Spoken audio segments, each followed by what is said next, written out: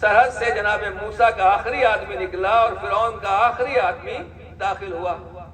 اللہ نے پروردگار عالم نے حکم دیا کہ وجوں کو آپس میں مل جاؤ، تو فرعون جو ہے وہ دریائے نیل میں غرق ہو گیا۔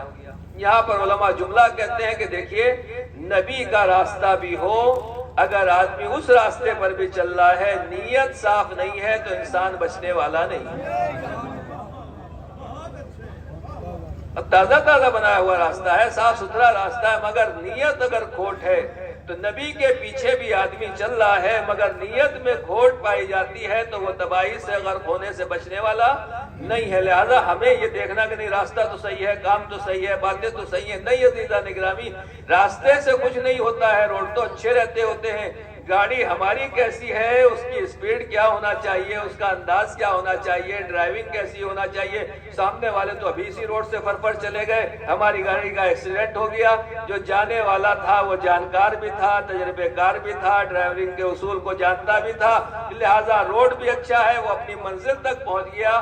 جو اناڑی ہیں، جو طریقے سے ڈرائیونگ نہیں کر رہے ہیں، جو اصولوں کی پابندی نہیں کر رہے ہیں، وہ ایکسیڈنٹ کر کے بیٹھ جاتے ہیں، گاڑی سے بھی ہاتھ دھوتے ہیں اور جان سے بھی ہاتھ دھوتے ہیں، خود اپنی جان بھی گنواتے ہیں، گھر والوں کی اور دوسروں کی جان بھی لے کے جاتے ہیں۔ اس کا مطلب یہ ہے کہ صرف راستے سے کام چلنے والا نہیں ہے، راستے پر چلنے کی تہذیب آنا چاہیے، طریقہ آنا چاہیے، سلیقہ آنا چاہیے، ڈرائیونگ آنا چاہیے، آداب آنے چاہیے، کس سے آگے بڑھنا ہے، کس سے پیچھے رہنا ہے، کس کو اوورٹیک کرنا ہے، کتنی سپیڈ کتنی رکھنا ہے، فاصلہ کتنا رکھنا ہے، کون سا انڈیکیٹر کب جلانا ہے، یہ آپ کو معلوم ہونا چاہیے۔ اب جوان سوچتے ہیں کہ ہم تو طاقتور ہو گئے، یہ بوڑھے ماں باپ ہیں، ان سے آگے چلیں۔ کہا آپ کی گاڑی ہوگی جوان والی نہیں، مگر یہ بوڑھے ماں باپ ہیں، جب تک ان سے آگے چلو گے یہ آداب کے خلاف ہے، ادب کے دائرے میں رہنا چاہیے۔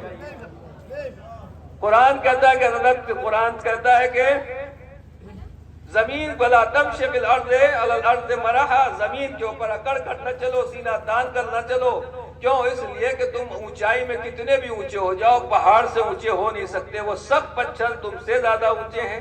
لہذا زمین کے اوپر چلو تو گردن جھکا کے چلو، ادب سے چلو، پیر پٹک کر نہ چلو۔ کیوں؟ اس لیے کہ پیر مار کے تم اس زمین کو پھاڑ نہیں سکتے، لہذا پیر مارنے کی کوئی گنجائش نہیں ہے۔ خلوص سے چلو، اخلاص سے چلو، وقار کے ساتھ چلو، اطمینان کے ساتھ چلیے۔